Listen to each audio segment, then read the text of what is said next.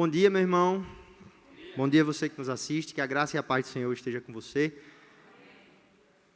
Eu quero convidar você a abrir a Bíblia na primeira carta de Paulo aos Tessalonicenses. Nós vamos continuar a exposição dessa carta. Agora, capítulo 5, do verso 1 ao 11.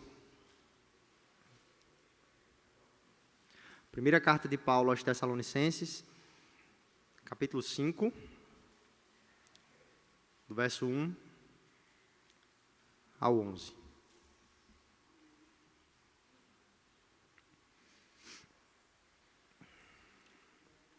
Vamos ler então. Primeira carta de Paulo aos Tessalonicenses, capítulo 5, do verso 1 ao 11, diz assim: Irmãos, relativamente aos tempos e às épocas, não há necessidade de que eu vos escreva, pois vós mesmos estáis inteirados com precisão de que o dia do Senhor vem como ladrão de noite. Quando andarem dizendo paz e segurança, eis que lhes sobrevirá repentina destruição, como vêm as dores de parto, a que está para dar à luz, e de nenhum modo escaparão. Mas vós, irmãos, não estáis em trevas, para que esse dia como ladrão vos apanhe de surpresa. Porquanto vós todos sois filhos da luz e filhos do dia, nós não somos da noite nem das trevas. Assim, pois, não durmamos como os demais. Pelo contrário, vigiemos e sejamos sóbrios. Ora, os que dormem, dormem de noite, e os que se embriagam, é de noite que se embriagam.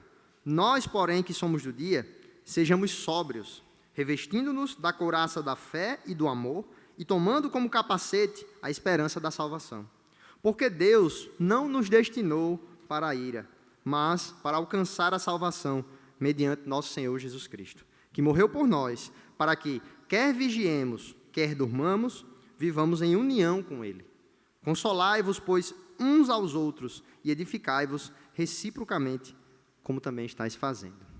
Irmãos, vamos ficar de pé para fazermos uma oração, já que a gente ficou um bom tempo sentado. Que Deus possa, de fato, falar aos nossos corações e fazer com que a gente saia daqui amando mais a Cristo, amando mais a Deus e almejando mais a sua vinda. Senhor, nós suplicamos a Ti, através de Jesus e dos seus méritos, que o Senhor se apiede de nós, agora aqui pela manhã, e que fale aos nossos corações, coração de pecadores, inclusive o meu, que o Senhor possa me exortar, consolar, me fazer mais parecido com Cristo, através da exposição da Tua palavra. É assim que nós oramos, em nome dEle, de Jesus Cristo, aquele que reina para todo sempre. Amém. Pode sentar, meus irmãos. Irmãos, algumas semanas atrás, não sei se há um mês atrás, não me recordo bem, houve a visita do presidente aqui, uma das visitas, não sei se houveram outras, mas ali no conjunto Cidade Satélite. Se alguém mora lá, com certeza ficou sabendo do que houve, né? E pela televisão também. E eu moro mais ou menos próximo de lá. E no dia que ia acontecer, ele ia chegar, né? Era exatamente uma pracinha que eu corro lá todos os dias. E nesse dia eu não fui, né? Obviamente. Só que eu ia para a casa da minha irmã, ia passar lá, que também fica mais próximo ainda. E eu disse assim, não tem problema, eu vou passar por lá, passa mais ou menos próximo, eu vou conseguir estar lá, e na volta eu vou conseguir pegar meu filho na escola, que também era mais ou menos próximo. Não tem problema nenhum, não vai ter muita gente, talvez não tenha muita gente, eu achei, né? Eu sabia que ia ter muita gente, mas não sabia a proporção disso. Então eu cheguei lá às 8 horas da manhã, na casa da minha irmã, e pela janela do apartamento, eu conseguia ver o movimento. Quando eu cheguei, eu já mal conseguia entrar no condomínio dela, de tantas pessoas que tinham, né? Eu disse, não, mas tranquilo, vai dar certo. Aí eu tive a brilhante ideia de ir para o apartamento do lado, de um amigo meu, resolver um problema de trabalho. Quando eu fui para o apartamento, estacionei o carro, entrei no apartamento, foi chegando próximo às 10 horas, e quando eu olhei pela janela, a rua estava simplesmente tomada de carros, na mão contrária para quem ia para o satélite.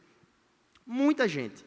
Inclusive pessoas que, quando eu cheguei mais cedo, já estavam lá, preparadas, vestidas, e assim, foi uma organização muito grande para a chegada do presidente.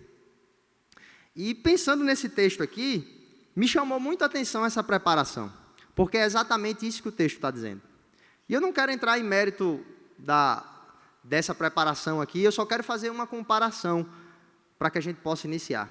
A preparação que nós temos para o recebimento de uma autoridade que deve ser recebida com honra, deve ter a sua preparação, não nego isso e não quero tocar nesse assunto aqui, esse não é o ponto, mas a preparação de alguém como o presidente da República, alguém extremamente importante para nós, para o nosso país, e a nossa preparação para a chegada de não o presidente, não o governador, não o dono de uma indústria ou um magnata das empresas, mas o Rei dos Reis. Essa é a comparação que eu quero que você tenha aqui.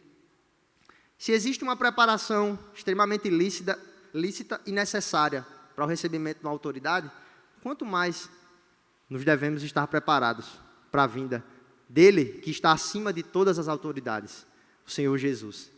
E eu estava pensando nisso ontem, tem tudo a ver com isso aqui que nós vamos ler.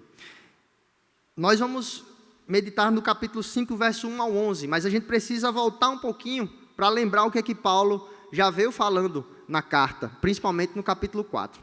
Na exposição passada, no domingo passado, nós vimos o capítulo 4, verso 13 ao 18. E o que é que Paulo falou? Nós vimos que o capítulo 4 dessa carta, Paulo passa a falar coisas práticas. É exatamente onde a dobradiça da carta. Paulo deixa de falar de doutrina e teologia e ele passa a falar sobre prática, sobre vida, sobre o que é que aqueles irmãos devem fazer na vida cristã. E ele inicia o capítulo 4 falando sobre santidade em relação à nossa vida sexual. Depois ele fala sobre amor e ele entra no verso 13, que foi o que nós vimos na semana passada, exatamente sobre a vinda de Cristo. E por que eu estou voltando aqui? Porque o capítulo 4, do verso 13 até o capítulo 5, verso 11, formam um bloco dessa carta que estão conectados. E a conexão é a seguinte: a partir do verso 13, capítulo 4, Paulo vai responder basicamente algumas perguntas, mas principalmente uma pergunta para aquela igreja. Vai responder para aquela igreja uma pergunta que eles fizeram através de Timóteo. E a pergunta foi a seguinte: Paulo, os mortos, aqueles que morreram em Cristo, eles vão ter alguma desvantagem em relação aos vivos? Sendo mais claro, se Jesus voltasse agora, nesse momento, nós que estamos vivos, que confiamos nele, que entregamos a nossa vida a ele, e aqueles que morreram com Cristo, existe alguma diferença quando Jesus voltar? A gente vai ter alguma vantagem, os vivos vão ter alguma vantagem em relação aos mortos? Aí Paulo vai dizer, de forma alguma, de forma alguma. Todos os dois vão gozar dessa plenitude de vida, dessa vida eterna. Paulo vai responder isso para aquela igreja e ele vai falar isso do verso 13 ao verso 18 do capítulo 4. E a segunda pergunta que aqueles irmãos fizeram, ele vai responder então do capítulo 5, verso 1 ao 11. E a pergunta é a seguinte: Paulo, e nós que estamos vivos, existe alguma coisa que a gente, algum sinal, existe alguma coisa que a gente possa olhar para ela e dizer assim, por causa disso, ou Jesus vai voltar nesse momento? Existe algum termômetro exato que possa dizer para nós quando Jesus vai voltar? Quando será essa vinda? Essa era a pergunta dos irmãos, porque provavelmente a angústia do coração deles era a seguinte: se Jesus voltar para nós, os vivos, será que ele vai nos pegar de surpresa? Os crentes. Será que ele vai nos pegar de surpresa? E surpresa não é surpresa no aspecto da gente saber exatamente quando ele volta, porque a gente não sabe, isso já é um fato. Nós não sabemos exatamente o dia da volta de Jesus. Mas será que ele vai nos pegar desapercebidos? Ou será que a gente vai ficar de fora dessa volta de Jesus? E a gente tem que entender, lembrando do contexto dessa carta, que Paulo passou aproximadamente 3 semanas naquela igreja. Então, ele precisou fugir, vou usar a palavra fugir, porque de fato foi o que os irmãos precisaram tirar Paulo de lá por causa de uma grande perseguição que aconteceu. Então, aqueles irmãos estavam com essa dúvida, uma dúvida extremamente pertinente sobre a volta de Jesus. E antes da gente entrar no texto, propriamente dito, isso me chamou muito a atenção, essa vontade, ou essa ideia daqueles irmãos sobre a vinda de Jesus, e isso ser algo que povoou o coração deles. Por mais que alguns comentaristas acreditem que essa dúvida dos irmãos, ou essa pergunta que eles fizeram a Timóteo para ser feita a Paulo, possa ter sido algo por causa da imaturidade deles espiritual, querendo saber exatamente os dias, que dia exatamente Jesus volta. Mas, de qualquer forma, esse questionamento sobre a vinda de Cristo é extremamente válido para nós. Sabe por quê? Porque, e o reverendo Hernandes expõe muito isso na pregação dele, quando ele expõe esse texto. Existem dois lados aqui, existem dois extremos. Existem aquele extremo das pessoas que são curiosas pela vinda de Jesus e que eles olham o Apocalipse e olham o jornal para saber, está acontecendo tal coisa no Oriente Médio, está acontecendo tal circunstância, olha, Jesus vai voltar daqui a 3 anos, e olha, o Papa que se levantou vai ser assim, ficam querendo ligar coisas para poder saber exatamente quando Jesus vai voltar. Existe esse grupo, e nós sabemos pela própria palavra, que Jesus não nos manda ficar olhando para o mapa, para saber, ou para o jornal, para saber exatamente o dia que ele vem, porque ninguém sabe esse dia. O ponto aqui não é esse, não é saber exatamente o dia. Ele manda que a gente esteja alerta, vigilante, vivendo para a glória dele como se ele fosse voltar hoje. Mas ele não diz o dia. Existem essas pessoas, esse grupo, mas também existe um outro grupo, que é o grupo das pessoas que, Jesus não voltou até agora, então ele não vai voltar na minha geração. Eu não preciso estar tão vigilante, eu vou viver minha vida normal. Não tem nada a ver com a minha vida diária, a volta de Jesus. Então, se você se enquadra em um desses grupos, com certeza, essa palavra é para você. Se você, eu sei que Jesus vai voltar, até li Apocalipse mais de 10 vezes, entendo, sei das visões teológicas da igreja presbiteriana, mas na vida prática, no seu dia a dia, o que isso tem a ver com você? Você tem vivido de acordo com isso? Então, esse texto ele vai responder um questionamento da igreja há 2000 anos atrás, mas ele vai falar para nós hoje também. Então, com esse olhar, eu queria que a gente viesse para o texto, para expor e tirar umas lições para a nossa vida, tá bom? Então, vamos lá, capítulo 5, verso 1. Pode deixar a sua Bíblia aberta. Paulo começa o texto dizendo o seguinte: irmãos, relativamente aos tempos e às épocas, não há necessidade de que eu vos escreva. Paulo começa esse capítulo tendo em vista o que ele já falou anteriormente. Ele diz, olha, eu não preciso escrever vocês com coisas relacionadas a tempos e às épocas. Essa palavra tempos e essa palavra épocas aqui no grego, apesar de serem palavras diferentes, a maioria dos estudiosos entende que elas querem dizer uma coisa só, que é, olha, relativamente à volta de Jesus, ao tempo da volta dele, que é o que ele já estava falando no capítulo 4, não há necessidade que eu escreva para vocês. Eu não preciso escrever nada para vocês. E muito provavelmente, Paulo começa dizendo isso porque ele já explicou para aquela igreja. E eu falei isso na mensagem passada. Apesar de Paulo ter passado pouco tempo lá, muito provavelmente Paulo falou sim sobre a vinda de Cristo, sobre todos esses eventos que vão acontecer. Não havia necessidade de falar mais. Talvez, aí é um ponto, a gente não sabe exatamente a pergunta que eles fizeram. E a Escritura não diz. Como é que a gente deduz a pergunta? Pela resposta. É assim que a gente faz, quando a gente estuda o texto. Paulo dá uma resposta, e através dessa resposta dele, a gente tenta entender o que foi que os irmãos perguntaram. Então, provavelmente, eles perguntaram algo de forma exata. Quando é que Jesus vai voltar? De forma exata. É daqui a um mês? É na próxima semana? Daqui a 10 anos? Paulo diz, olha, não tem necessidade de eu escrever isso para vocês. Não tem necessidade. Relativamente aos tempos e às épocas, não há necessidade. Vocês não precisam se preocupar com isso. É isso que Paulo diz. E no versículo 2... ele vai dar a razão, pois vós mesmos estáis inteirados com precisão. Ou seja, provavelmente Paulo já tinha falado disso para eles. E essa palavra aqui, inteirados, a junção dela com precisão, é a ideia que, olha, vocês sabem profundamente sobre isso. Vocês estão inteirados com precisão do quê? De que o dia do Senhor vem como ladrão de noite. Aí a gente precisa pensar um pouquinho sobre duas coisas aqui. A primeira é sobre o dia do Senhor. Que dia é esse? No Antigo Testamento, a gente vai ver nos profetas Joel, Zacarias, em várias partes do Antigo Testamento, essa expressão, dia do Senhor.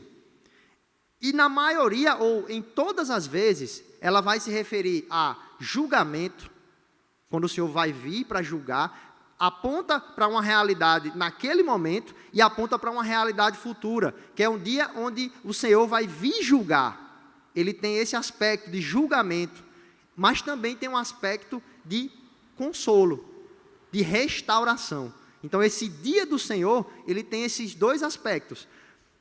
No Novo Testamento, fora a situação em Apocalipse, quando João, no início do livro de Apocalipse, quando João diz, me encontrei na ilha de Patmos no dia do Senhor, eu acho que os irmãos lembram dessa expressão, ali dia do Senhor significa exatamente o que nós cremos que é o domingo, o dia do Senhor, mas fora esse caso, dia do Senhor sempre está ligado a essa volta de Cristo, esse julgamento que vai ser feito para uns e a consolação para outros.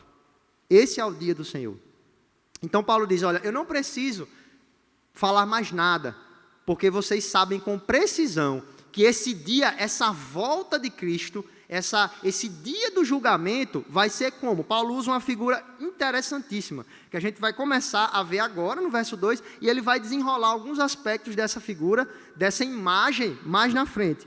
O dia do Senhor, estáis inteirados com precisão de que o dia do Senhor vem como ladrão de noite. Interessante, né? Essa expressão. Pedro também usa essa expressão na sua carta, e o próprio Jesus também usa, quando ele diz, olha, vocês não sabem, se o pai de família soubesse quando o ladrão ia vir, ele vigiaria. Jesus usa também essa expressão. E Paulo diz, olha, eu não preciso escrever mais nada, vocês sabem que o dia do Senhor vem como ladrão de noite. Ou seja, esse dia da volta de Jesus vai ser um dia inesperado, ninguém sabe. Eu não sei se vocês já tiveram, alguém aqui teve o desprazer de ter um ladrão entrando na sua casa. Espero que ninguém tenha tido esse desprazer. Eu não tive, mas a ideia que Paulo quer passar aqui, muito provavelmente, tendo como base o próprio ensino de Jesus, como Jesus usa essa figura, é a ideia dessa vinda repentina. O ladrão, ele não liga para você, olha, Gutenberg, daqui a 2 semanas, numa noite, 9 horas da noite, eu vou estar chegando na sua casa para levar seu carro, viu? Ele não faz isso. É algo totalmente inesperado. Na hora que ninguém espera. Inclusive, ele vai reforçar isso no versículo 3. Ninguém sabe esse dia. Ele é inesperado e, muito provavelmente, o que Paulo está querendo dizer aqui é essa figura de ser inesperado e essa figura de ser indesejado. Ninguém quer um ladrão na sua casa. Ninguém quer um ladrão que chegue no meio da noite e roube alguma coisa sua ou que venha a fazer algum mal para você e para sua família. É indesejado, ninguém quer um ladrão. Só que, veja bem, até o versículo 3, Paulo vai usar essa figura de ladrão da noite, relacionando isso àqueles que não confiam ou não entregaram suas vidas a Jesus. Para essas pessoas, Jesus vai voltar como um ladrão da noite.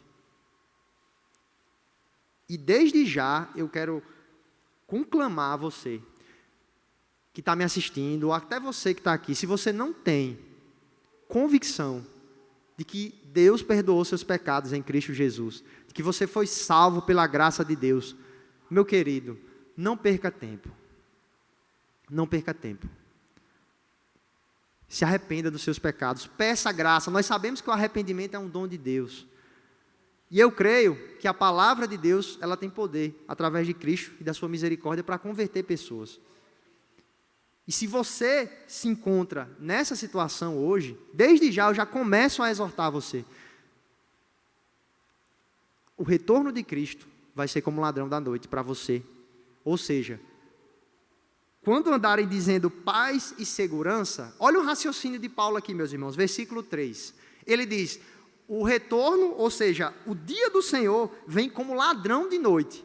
Aí ele vai continuar esse raciocínio dele, dizendo como é que essas pessoas que vão ter esse retorno, vão ver esse retorno de Jesus como ladrão da noite, como é que elas vão estar vivendo? Como é que é? Aí ele vai dizer, quando andarem, esse andarem é exatamente essas pessoas, tá? Quando andarem dizendo paz e segurança. Ou seja, quando elas estiverem vivendo de uma forma que, para elas estão seguras. Não é uma palavra que nós vemos hoje, muito em alta, eu vou buscar a minha segurança e a minha estabilidade. É uma palavra muito em alta. Só que, meus irmãos, e meu querido, você que me assiste, ou você até que está aqui, não existe estabilidade fora de Cristo. Não existe. Sabe por quê? Porque o que você pensa que é estabilidade, você que não confia em Cristo, você que não entregou sua vida a Cristo ainda, o que você pensa que é estabilidade, vai ruir de duas formas. Ou com a volta de Cristo, que é iminente, ou com a sua morte. Você tem duas circunstâncias que podem fazer com que a sua estabilidade rua. Ou a sua morte, que pode também ser repentina, ninguém sabe, ou a volta de Cristo. Quando você olhar e dizer, eu estou em paz, minha vida está boa, eu estou construindo para o meu futuro, para que eu possa chegar na minha velhice, olhar para trás e dizer, olha só o que eu construí. Você agora, meu irmão, você que confia em Cristo, você imagina, você tem ideia, pelo menos pense um pouquinho, como será na mente dessas pessoas, quando chegar naquele dia, e a consciência delas dizer, meu Deus, eu fiz tudo errado. Eu fiz tudo errado. Eu tinha convicção que eu deveria viver, vamos imaginar, eu deveria viver ajudando as pessoas, talvez indo até para alguma igreja, e isso era suficiente. A parte dos méritos de Cristo, isso não serve de nada. Se isso não conduziu você ao arrependimento para a vida, você não tem estabilidade. A sua estabilidade, o que você pensa, a paz e a segurança que você acha que você tem, vai acabar. E sabe quando é que ela vai acabar? Olha o que Paulo diz. Quando andarem dizendo, versículo 3, paz e segurança, eis que lhes sobrevirá repentina destruição. É de uma hora para outra. Repentina destruição. Quando você achar que está bem, quando você achar que está seguro, quando você achar que tem paz, meu querido, é exatamente quando essa destruição vai chegar. E Paulo usa aqui uma figura. Como vêm as dores de parto, aqui está para dar à luz. E de nenhum modo escaparão. Aí aqui é a ideia da mãe, né, que está esperando o filho, está grávida, está pertinho, mas ela não sabe. E de uma hora para outra vem aquela dor. Ela sabia que ia ter o filho, mas ela não tem como cronometrar. Olha, a minha dor, essa dor de parto vai começar a tal hora. Não, ela vai vir de forma repentina. A ideia é essa.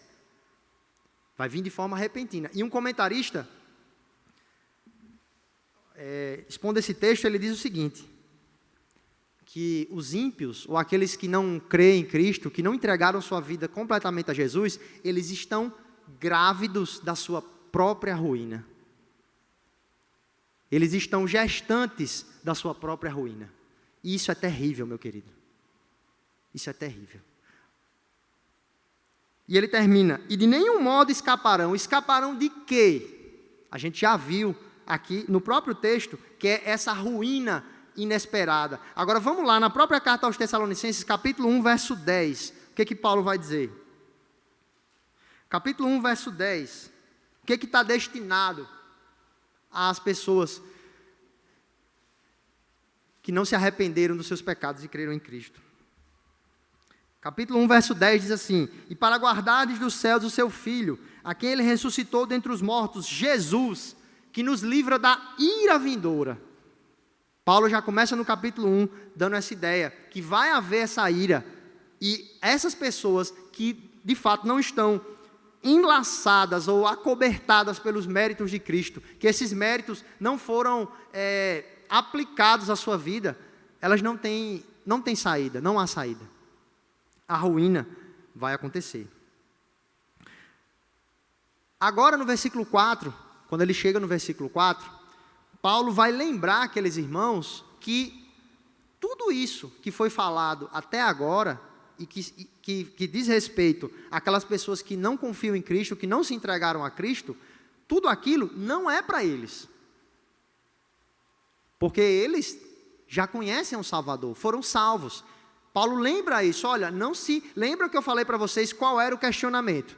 A pergunta daqueles irmãos provavelmente foi: Paulo, quando Cristo vai voltar?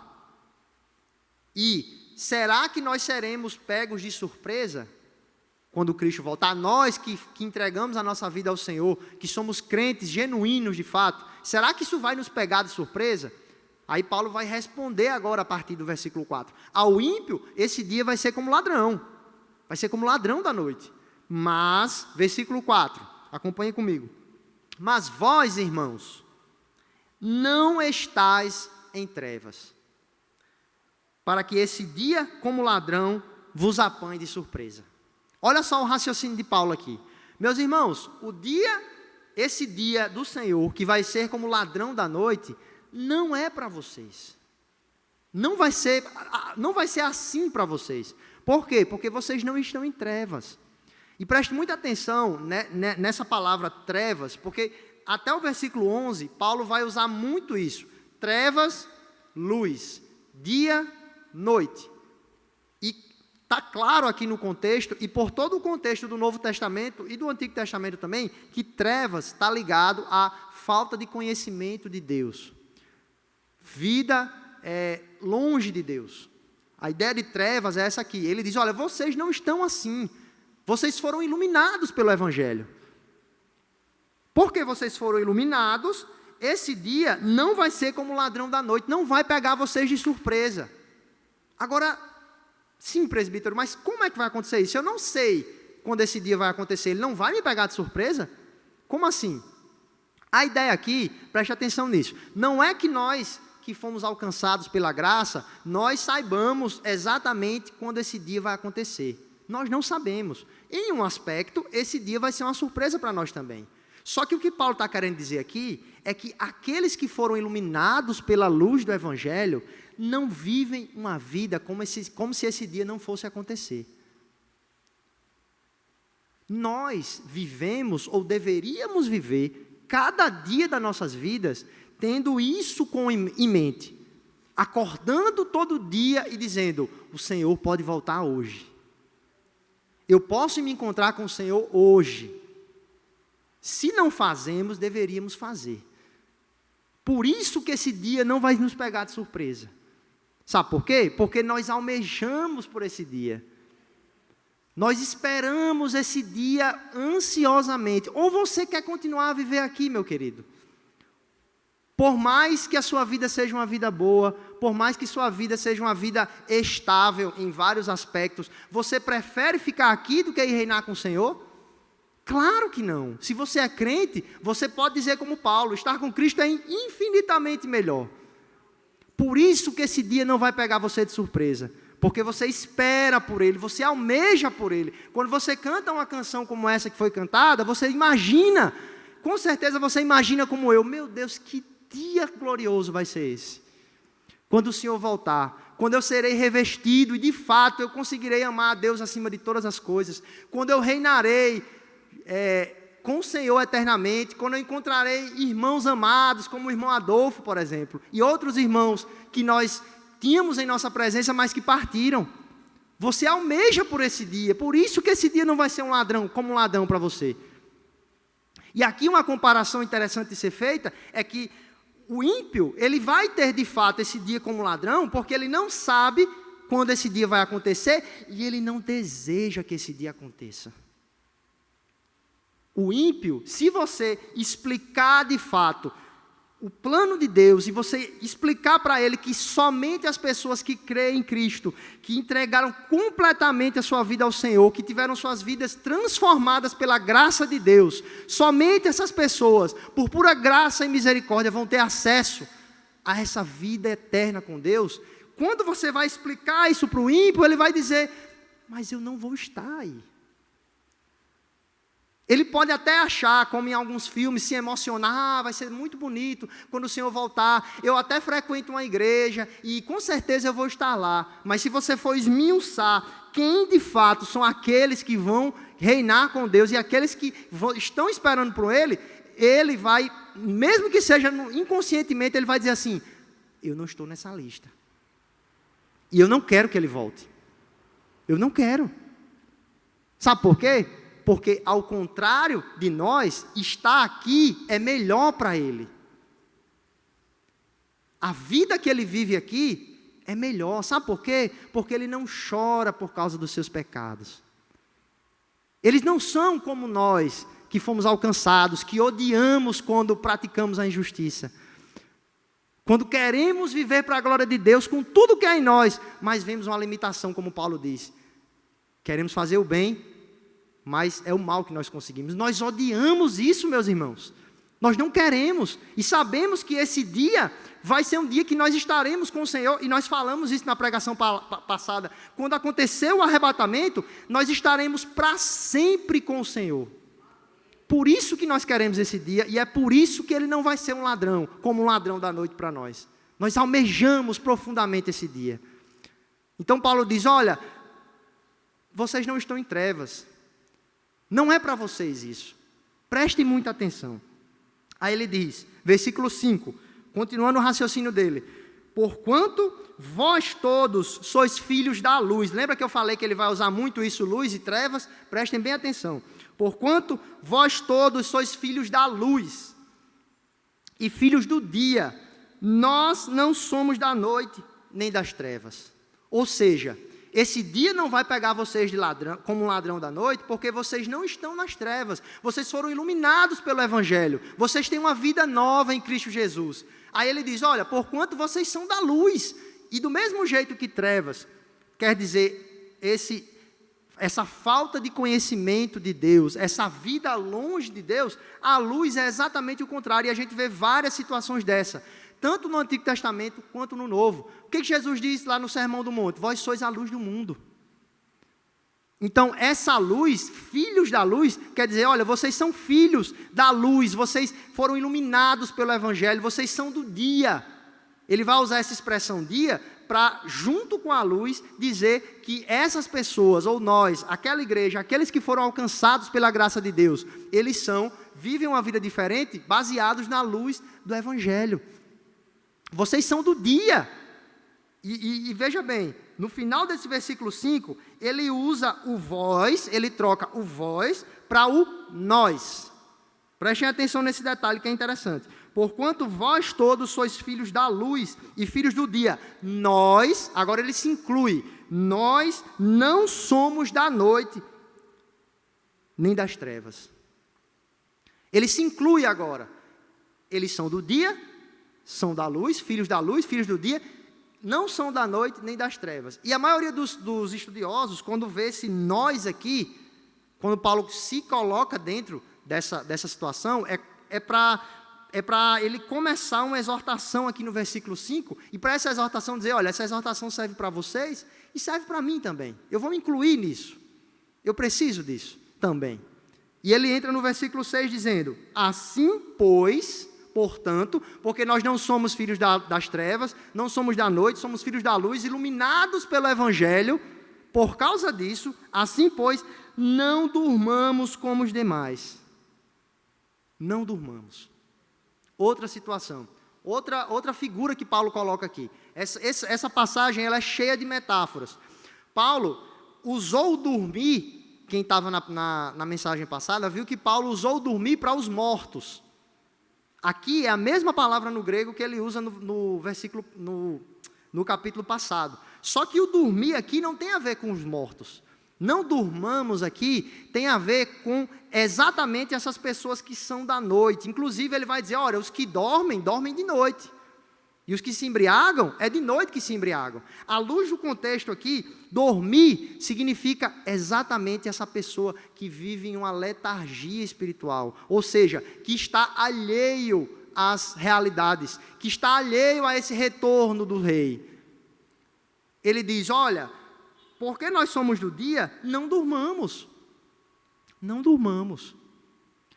E eu pergunto, é possível que a gente tenha uma vida dessa? Em certos momentos a gente viva de uma forma como se Jesus não fosse voltar? E eu respondo, sim. E você é testemunha disso. É possível que mesmo tendo sido alcançado por Cristo, em um dado momento, por mais que aquilo não seja uma realidade para a sua vida inteira, mas em um dado momento você viva como se Cristo não fosse voltar. E talvez essa possa ser a sua realidade hoje. Talvez fazia um tempo que você não tinha pensado nisso de forma meditar sobre isso. Realmente Cristo vai voltar. Não é a ideia. E aqui a gente precisa entender uma coisa. Aqui não é a ideia, meus irmãos, só cognitiva, dizer, Jesus vai voltar. Isso nós sabemos. Mas é meditar profundamente nisso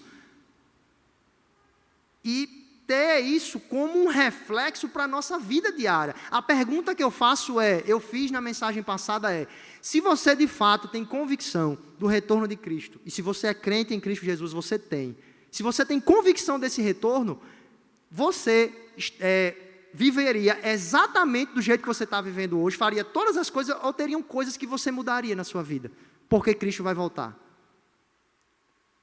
Eu tenho que fazer essa pergunta para mim todos os dias. Todos os momentos. Se hoje fosse o dia que o meu Senhor voltasse, eu viveria desse jeito que eu estou vivendo? E lembrem-se, aqui não tá em xeque a ideia não, eu vou viver dessa forma porque eu não quero perder a salvação. Não é isso aqui, meus irmãos. A salvação foi alcançada por Cristo. Ele que nos deu a salvação, foi Ele que conquistou por nós. Aqui, o ponto não é perder a salvação. O ponto é filhos que amam seu pai e almejam o retorno do seu filho. Se nós somos crentes, nós vivemos nessa expectativa de Jesus voltar, não é porque a gente quer perder a salvação, mas é porque a gente almeja tanto esse retorno, que a gente quer viver de uma forma que agrade a Ele até esse momento. Porque às vezes existem os polos, existem aquelas pessoas que dizem, olha, vamos viver de acordo com a Escritura, vamos viver para a glória de Deus, porque Jesus pode voltar a qualquer momento e a gente pode perder a nossa salvação. Não, meu irmão, o ponto não é perder a salvação, o ponto é porque você foi salvo. Porque você foi salvo, você precisa viver para a glória de Deus todos os dias e almejando, contemplando essa volta. Presbítero, mas provavelmente ele não vai voltar hoje. Quem sabe? Ou se ele não voltar, existem algumas coisas, eu não vou entrar nesse mérito aqui, mas existem algumas coisas que você poderia argumentar, mas isso precisa acontecer para que Jesus volte. Certo, mas o ponto aqui, como Paulo disse, não é o dia, a hora exata que ele vai voltar, mas é uma vida vivida de acordo com esse retorno. Esse é que é o ponto. Então a gente precisa ser lembrado sempre e nos lembrar dessa situação, para que a gente não durma. A gente não durma. E se existe uma coisa, meus irmãos, eu não sei vocês, mas se existe uma coisa que aquece os nossos corações, o meu coração, é lembrar que um dia nós vamos reinar com Cristo. Um dia em que nós viveremos eternamente com Ele. Isso me estimula, sabe o quê? Quando a gente vê uma passagem como essa, a gente olha e diz, meu Deus, existem pessoas que ainda estão sobre essa ira. Existem pessoas que estão debaixo da ira de Deus ainda. A salvação é dele, como diz Jonas, mas ele escolheu, pela soberania dele, ele permitiu e me deu o privilégio de poder pregar para aquela pessoa, para que ele se arrependesse. A salvação é totalmente dele, mas ele usa como instrumento vasos falíveis. Então eu olho para aquela situação e digo, meu Deus, Cristo vai voltar a qualquer momento, ou aquela pessoa simplesmente ela pode morrer. E eu estou falando sempre nesse ponto da morte, porque Paulo fala da morte aqui, em relação àqueles que, no capítulo passado, em relação aos que morreram com Cristo, e os que morreram sem Cristo. Você quer uma situação mais complicada, mais difícil, de que você ir para o velório de alguém que você tem convicção que morreu sem Cristo? Não é a gente olha assim, existe uma reflexão para nós, mas você fica olhando assim, e quando essa pessoa é da sua própria família? Aí eu vou usar meu exemplo pessoal, e quando essa pessoa é o seu pai? Você olha para lá e diz assim, Deus pode ter salvado, agora eu não tenho nenhuma evidência de que houve uma conversão. Isso deveria gerar uma reflexão para mim. Seria o quê? Pregar para aquelas pessoas que eu tenho a oportunidade de fazer, porque elas estão debaixo da ira de Deus ainda, e elas precisam ser alcançadas pela soberania de Deus. Se Ele vai salvar ou não vai salvar, não cabe a mim. O que cabe a mim é pregar. Então, Paulo continua aqui. Ora, assim pois, não durmamos como os demais, versículo 6. Demais são exatamente essas pessoas que o dia do Senhor vai ser como ladrão para elas. Não durmamos como os demais, pelo contrário, vigiemos e sejamos sóbrios.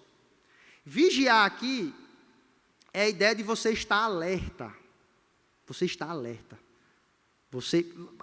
Um pouco mais na frente, Paulo vai usar uma figura militar, de uma pessoa que veste como se fosse um colete, que coloca um capacete. Isso é bem comum na linguagem de Paulo. Então, a ideia aqui é a vigilância. O contrário de eu estar totalmente alheio, ou em partes alheio, é estar vigilante. E aqui eu chamo a atenção que veio na minha mente agora. Tenha muito cuidado para você não pensar que esse dormir, eu até penso nas coisas, nesse retorno de Cristo, eu até penso nisso. Eu não estou dormindo, mas com certeza, como existem graus existem momentos na nossa vida em que a gente busca a Deus de forma, como é que eu posso dizer? De forma burocrática, digamos assim. A gente acorda, faz a nossa oração, porque tem que fazer a nossa oração. Quando eu digo tem que fazer, é óbvio que a gente tem que fazer a nossa oração diante de Deus, mas é algo como se não houvesse uma necessidade, é algo que virou uma rotina, é algo automático. Da mesma forma, a gente pode levar esse dormir, pode olhar para nós e dizer assim, não, mas eu não estou dormindo totalmente. Eu estou buscando. Mas a palavra aqui, bênção é você pregar isso positivamente, porque na própria carta, no capítulo 4, Paulo diz, olha, meus irmãos, da forma como vocês receberam a palavra que de nós ouvistes, que é de Deus, que vocês progridam cada vez mais. Ou seja, ele diz, olha, vocês estão vivendo em santidade, o que é que vocês têm que fazer? Progredir mais ainda. No momento que a gente olhar para um texto como esse e dizer assim, eu não estou dormindo, eu tenho buscado a Deus, e isso não gerar no nosso coração um desejo de mais mudança ainda, uma mudança maior ainda, é um problema para nós.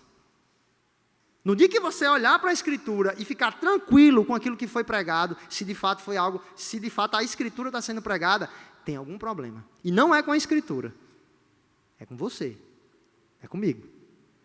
Ou seja, se tudo que eu estou dizendo aqui, você diz assim, é verdade, presbítero, eu tenho almejado esse dia. Aí a palavra diz, almeje mais ainda, busque mais ainda, vigie mais ainda, seja vigilante mais ainda. Tem mais coisas que você precisa fazer.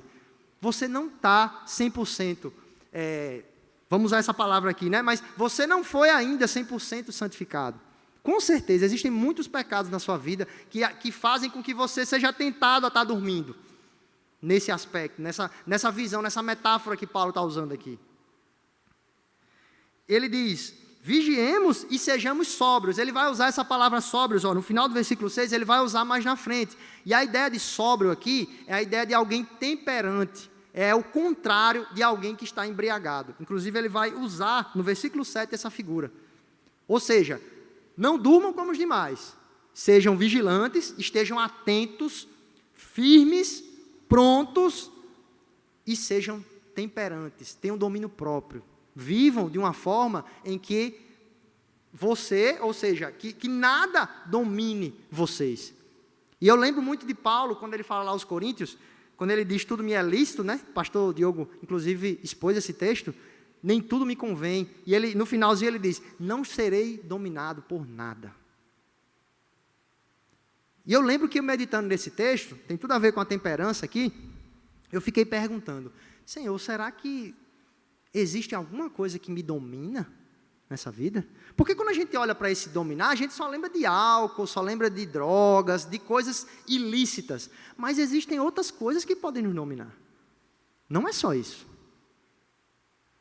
E a pergunta e a meditação profunda fica para você e fica para mim. Existe alguma coisa que tenha tamanha força na nossa vida? E eu estou falando de coisas pecaminosas, obviamente. Porque Paulo, em Efésios, ele diz, olha, não se embriaguem com vinho, mas sejam cheios do Espírito. Mas existe alguma coisa que talvez seja até lícita em si, mas que você não tenha domínio sobre aquela coisa, você não consegue dizer não para aquela coisa? A gente tem que ter cuidado.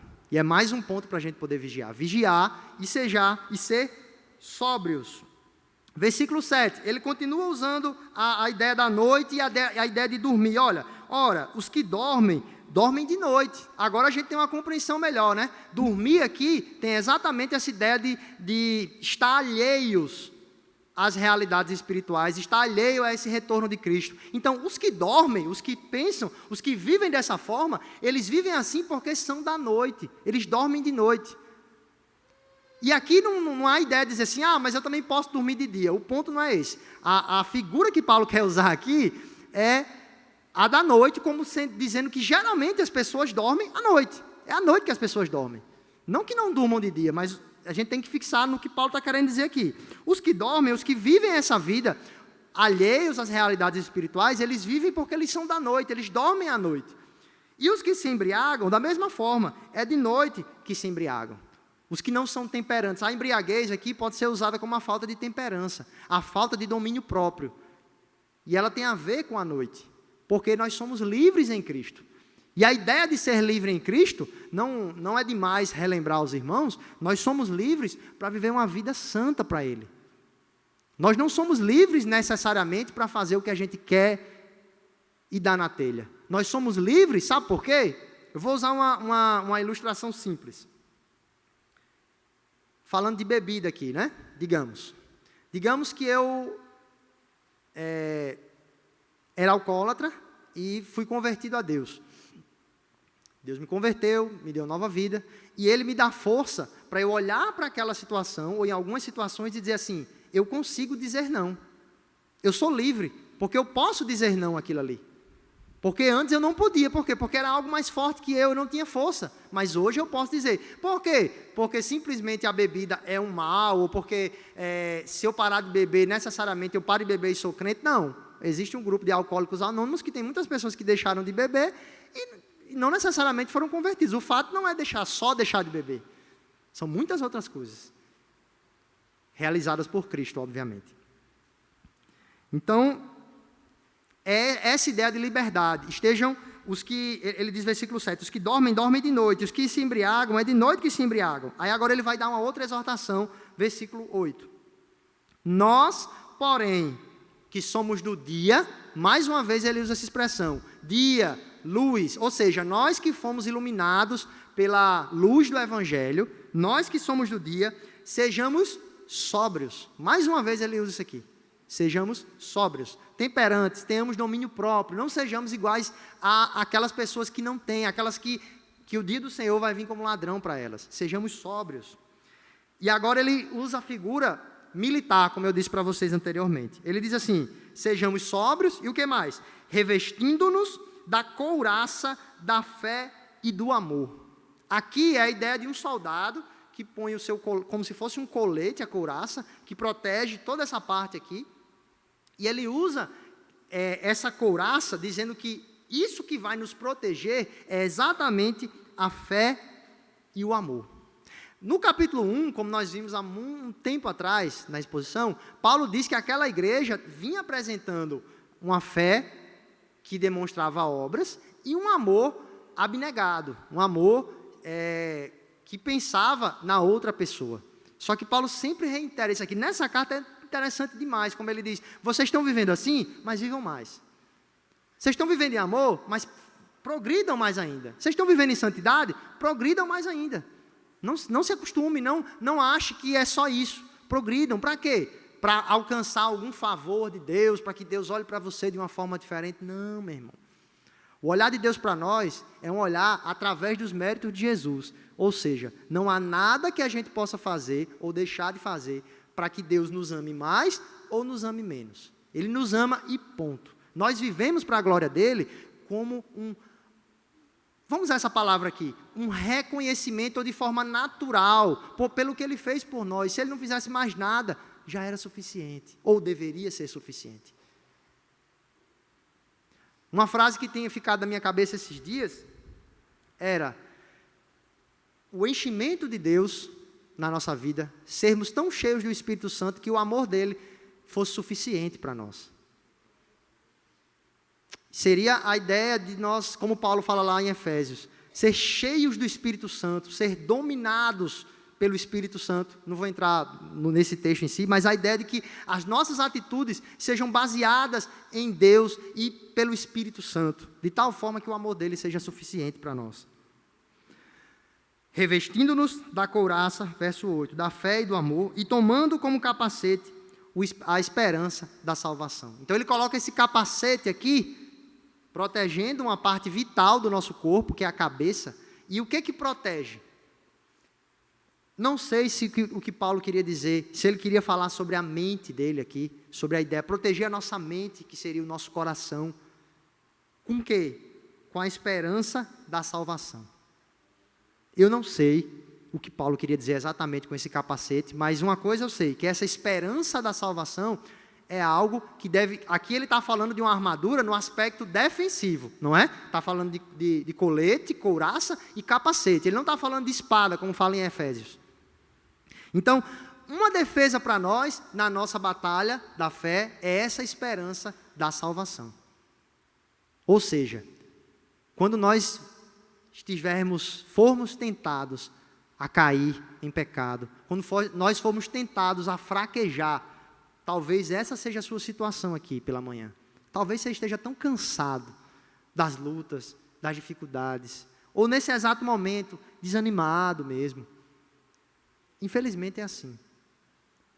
O que Paulo está dizendo é que além de nós estarmos alertas, termos domínio próprio e nos vestirmos da couraça da fé e do amor, a gente tem que se proteger desse desânimo, dessa letargia, com o quê? Com a esperança da salvação. E eu sempre lembro e uso essa imagem para a minha vida nesse aspecto. Estou passando por uma dificuldade tal, um exemplo, alguma coisa que está tirando o meu sono, está me deixando angustiado, aí eu tento trazer isso para mim, mas falta pouco. Cristo vai voltar. Falta pouco, não sei que pouco é esse. Eu tenho 35 anos. Na média do brasileiro, eu não sei quanto está, mas se eu viver 40 anos, se Cristo não voltar antes, eu vou reinar eternamente com Ele. Por causa de Cristo e dos seus méritos. O que são as minhas lutas e as minhas angústias? As minhas tribulações? Eu gosto de pensar isso de forma prática. Esse capacete é para dizer assim, isso aqui está acontecendo, eu estou sendo tentado nisso aqui, eu estou sendo tentado a desanimar, a dormir, a ter uma vida espiritual fria e morna. A esperança da salvação está bem ali. De duas formas, como eu falei para vocês. Ou eu morro, e como Paulo diz, é bênção, não a morte em si, mas o fato de eu ir morar eternamente com Deus, ou Cristo vai voltar. Então a salvação ela está próxima. Então se essa é a sua condição hoje, a sua dificuldade, a sua luta, o seu desânimo, então tome esse capacete da salvação. Que ele foi conquistado com muito sangue. E um sangue precioso, o sangue de Jesus. Não foi com um sangue qualquer. Não foi eu que morri, um pecador. Não foi você, foi Jesus.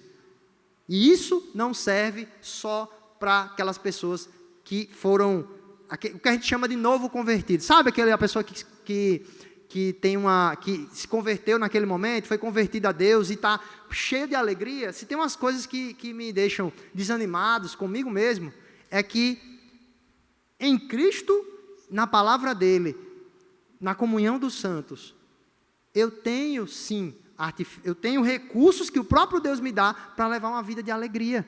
Por que só aquela pessoa que se converteu naquele momento tem esse gozo da salvação e eu que já venho de um tempo não posso ter? A culpa não é da Escritura, a culpa não é de Deus, a culpa é minha.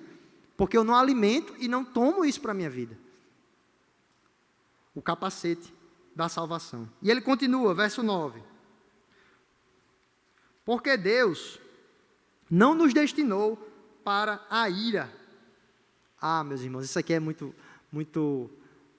satisfatório. Se no versículo 1 ele diz que Jesus vai voltar para salvar eles da ira, mais uma vez ele diz, Deus não nos destinou para a ira. Usem todas essas coisas, sejam sóbrios, sejam vigilantes, vocês são do dia. Lembrem tudo que Paulo falou. Vocês não estão, Jesus não vai voltar como ladrão da noite para vocês. Sabe por quê? Porque Deus não nos destinou para a ira. Mas para quê? Verso 9. Para alcançar a salvação mediante nosso Senhor Jesus Cristo. Foi para isso que Ele nos destinou. Você imagina? Foi para isso que Ele nos destinou. E nada vai mudar. Isso deveria trazer consolo, alegria para nós. Deus não nos destinou para a ira, meus irmãos, mas para a salvação em Cristo Jesus. Mediante Senhor Jesus Cristo. Verso 10. Que morreu por nós, para que, quer vigiemos, quer durmamos, vivamos em união com Ele. Esse versículo é um versículo que me intrigou, quando eu estava estudando. E uma boa parte dos comentaristas interpreta dessa forma aqui. Porque Paulo, mais uma vez, usa a palavra dormir. Só que no capítulo passado, ele usa a palavra dormir, que é a mesma palavra, para aqueles que morreram. Exatamente, para aqueles que morreram. E aqui nesse capítulo, ele usa para essas pessoas que estão vivendo uma vida alheia a Deus, não é? Aqueles que dormem de noite, os que se embriagam, é de noite que se embriagam, não durmamos. E aqui ele usa a palavra dormir. Só que, muito provavelmente, dormir aqui já não tem esse sentido desse capítulo, e sim o sentido do capítulo passado, que é morrer, os que morreram. Ou seja, Deus não nos destinou para a ira, mas para a salvação. Por meio de Jesus, versículo 10, que morreu por nós para que quer vigiemos, ou seja, quer a gente esteja vivo, esteja vigilante esperando a vinda dele, quer durmamos, ou seja, aqueles que morreram também, aqueles que morreram em Cristo, quer estejam vivos ou quer já tenham morrido em Cristo, vivam ou vivamos em união com Ele. Ele fecha esse raciocínio aqui dizendo, olha, não só Cristo vai voltar e as pessoas que morreram e as pessoas que estiverem vivos na volta dele vão ter os mesmos benefícios, não tem diferença, como a vinda de Cristo vai ser uma vinda como um ladrão da noite para aqueles que não creem, para vocês não, vai ser uma vinda gloriosa. Vocês esperam por essa vinda.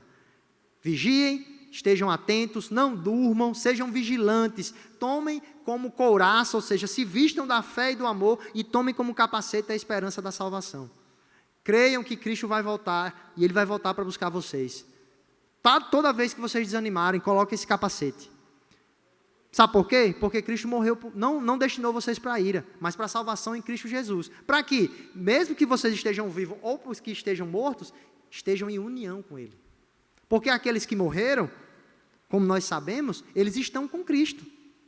Não com o corpo ainda, mas o espírito deles estão com Cristo. E eles estão vivendo em união. E nós que estamos aqui, mesmo que o reino de Deus ainda não tenha sido instaurado de forma completa, nós já vivemos o reino em uma parte. Esse reino de amor, esse reino de justiça. Vivamos em união com Ele. E ele termina, consolai-vos, pois, versículo 11, uns aos outros e edificai-vos reciprocamente, como também estáis fazendo. Ele usa essa mesma expressão no capítulo 4, verso 18. Consolai-vos, pois, uns aos outros com estas palavras. Aqui ele diz, consolai-vos, pois, uns aos outros e edificai-vos reciprocamente. E um comentarista, vendo esse final do versículo 11, chama a atenção disso. Ele não diz, se edifiquem sozinhos. Ele diz, edificai-vos reciprocamente. Ou seja, a gente se edifica um com o outro, juntos como igreja. É assim que a gente se edifica. É assim que a gente cresce na fé, é juntos. Não é cada um de um lado. Somos juntos aqui. Cada um com suas lutas, com seus pecados, com as suas dificuldades, mas todos os que creram em Jesus são filhos da luz e aguardam esse retorno. Reciprocamente, edificai-vos reciprocamente, como também estáis fazendo. Eu queria deixar 2 aplicações, pelo menos, aqui, que são bem claras no texto. A primeira é para você que me assiste, ou talvez que esteja aqui, que ainda não entregou sua vida a Cristo, que ainda não se arrependeu dos seus pecados. E é tão interessante que essa mensagem, isso que eu vou falar, é tão batido. Só que eu creio, pela Escritura, não pelas minhas palavras, mas eu creio que se Deus quiser te alcançar, quiser transformar o seu coração, Ele vai fazer isso e usar a palavra dEle. E o meu clamor aqui é que você se arrependa dos seus pecados, para que esse dia não seja como um ladrão para você. Examine a sua vida. Examine o seu coração. Não é examinar, veja bem, não é examinar, deixa eu ver se eu faço parte da luz. Deixa eu ver, eu não faço isso, não faço aquilo, eu faço isso. Então eu sou filho de Deus. Não é isso. Não é isso. E uma pergunta que pode nortear, essa é, no fundo do seu coração, lá dentro, apesar dos seus pecados e das suas lutas, o maior desejo que você tem é agradar a Cristo? O maior desejo que você tem da sua vida, não tem nada maior que isso. Esse é o seu maior desejo, apesar das suas falhas, apesar das suas lutas. Você dorme e acorda dizendo, como eu posso agradar mais o meu Senhor? Isso acontece com você? Se isso não acontece, em alguma medida, provavelmente, o dia do Senhor vai ser como um ladrão para você. Não me interprete mal, eu não estou falando aqui que aquelas pessoas que foram alcançadas por Deus vivem uma vida perfeita, que não pecam, que não tem pecado. Não é isso que eu estou dizendo aqui. Eu estou dizendo que o maior anseio dessa pessoa, sabe aquilo que ninguém vê? Quando você acorda, você olha assim e diz, Senhor, me ajuda, porque eu quero honrar o Senhor com tudo que há em mim hoje aqui. Se eu for trabalhar, eu quero trabalhar para a Tua glória. Se eu sou casado, eu quero honrar o Teu nome como um melhor marido. Se eu sou pai, eu quero ser um pai que glorifica o Teu nome, na forma como eu instruo meu filho. Por mais que você erre, que você não consiga, mas isso persegue o seu coração e a sua mente. Esse é o seu maior desejo, não tem nada maior que isso.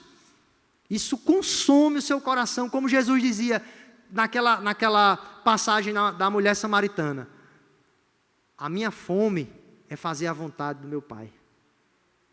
Isso, em certa medida, é na nossa vida. Nós não somos perfeitos ainda e estamos longe disso. Mas isso norteia a nossa vida. Agradar a Deus acima de todas as coisas. Ou seja, se isso não faz, se isso não está no seu coração, se isso não é uma verdade pulsante no seu coração, provavelmente esse dia do Senhor vai vir como um ladrão para você. Mas ainda há tempo. Ainda há tempo. Se arrependa dos seus pecados, onde você estiver, e creia em Jesus, e nele somente. E se abrace, abrace essa justiça dele. E diga assim, Senhor, eu estou aqui e eu só confio nos seus méritos, porque eu sou extremamente pecador e eu preciso do Senhor. Essa é a primeira aplicação para você que ainda não se arrependeu dos seus pecados. E para nós, meus irmãos, que já tivemos esse encontro, que a nossa vida já foi transformada, viva de acordo com isso. Viva de acordo com esse retorno glorioso. Olhe para a sua vida todos os dias e diga, Senhor, me ajuda a viver. Isso era uma máxima da igreja dos primeiros séculos. Uma igreja pecadora, como nós estamos estudando em Corinto, mas era uma máxima da igreja. Viva, acorde todos os dias dizendo, Senhor, me ajuda a viver como se hoje fosse o último dia da minha vida. Como se o Senhor fosse voltar hoje.